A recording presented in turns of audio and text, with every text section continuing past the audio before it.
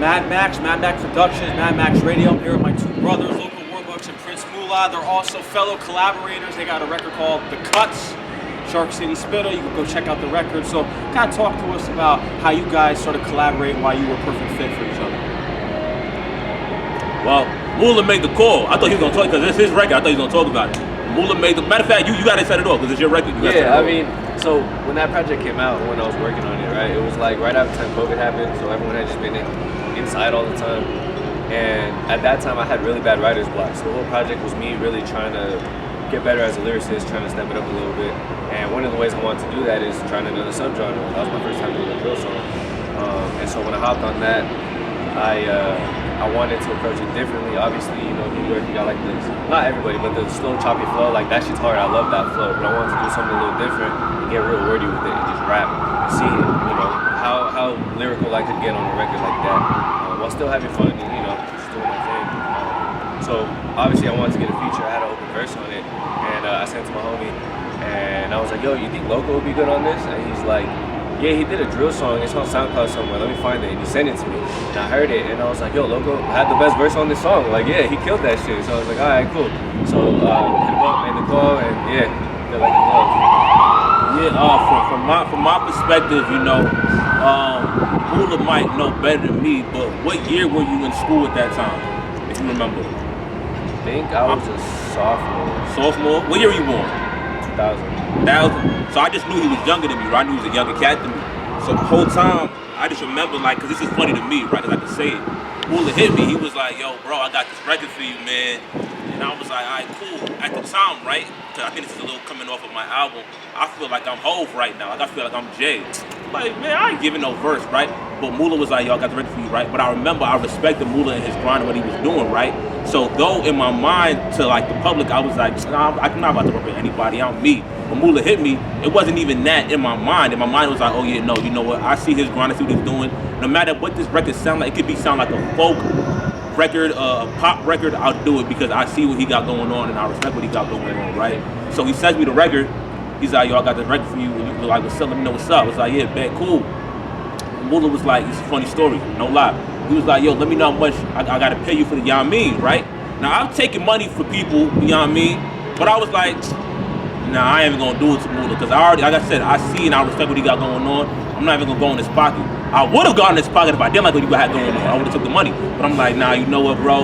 Like, you my man, 100 grand, whether you rap, sing, dance, or whatever, right? So I'm not even gonna do that to you. So I was like, and because of that, I said, let me even give more energy to the verse. Because, you know, a lot of times you hear verses, you be like, I'm gonna just do whatever to this joint, yo.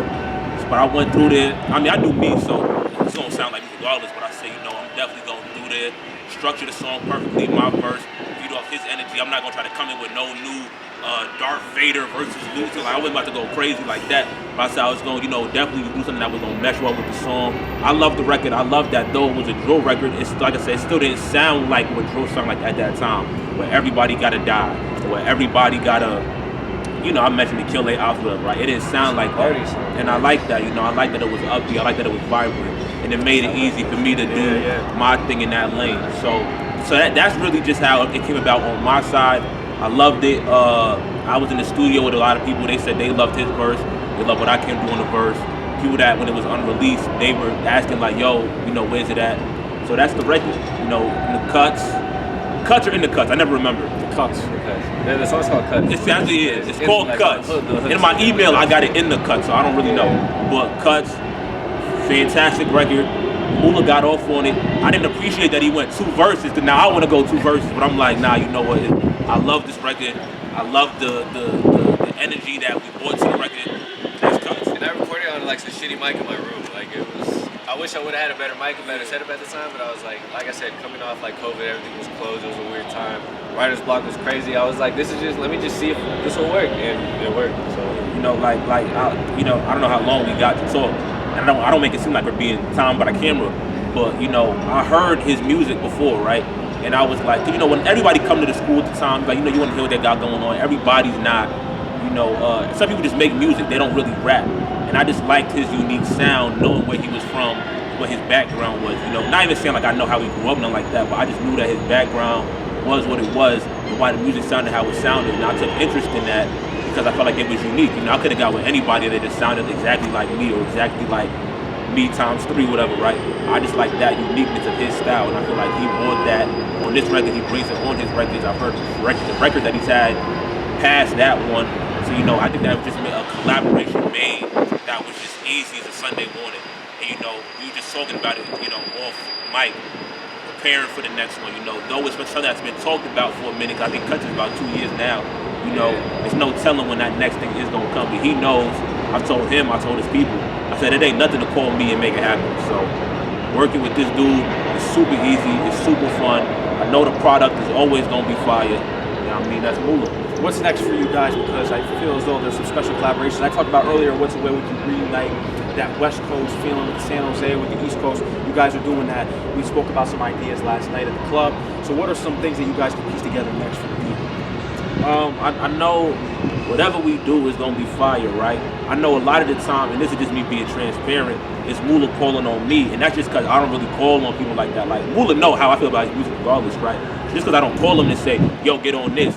Everybody know me. If you know me, I work 16 records by myself, right? That's just how I do it. Your man just actually on me about that too, right? He was like, yo, we gotta hit other people. I'm like, yo, I know, but it's just me. But, you know, like, so but if ever Mula make that call, it's a go, right? So I know he hit me about something. Well, I don't want to say what it is because then it's gonna be like, ah! You want to talk about right? it? Talk about it. No. Right, but it was on something you know, I'll say I put it like this. If I would have called him for it, it would have made more sense than him calling me for it. Or maybe vice versa, I don't know. It's still kind of, the sun is bright, I can't tell. But right, you feel what I'm saying? Like, it was just something I was like, oh, you feel me, it piqued the interest. So, you know, I'm someone who, I love the West. I've never been there, but I love the culture of the West. So if he ever comes to me with a record like that, that's easy to me. I'm going into my 03 Snoop bag. You feel what I'm saying? Like, I'm right there. And if ever he want to do something on the East, right, like he just did with the drill joint, I know we gonna knock it out.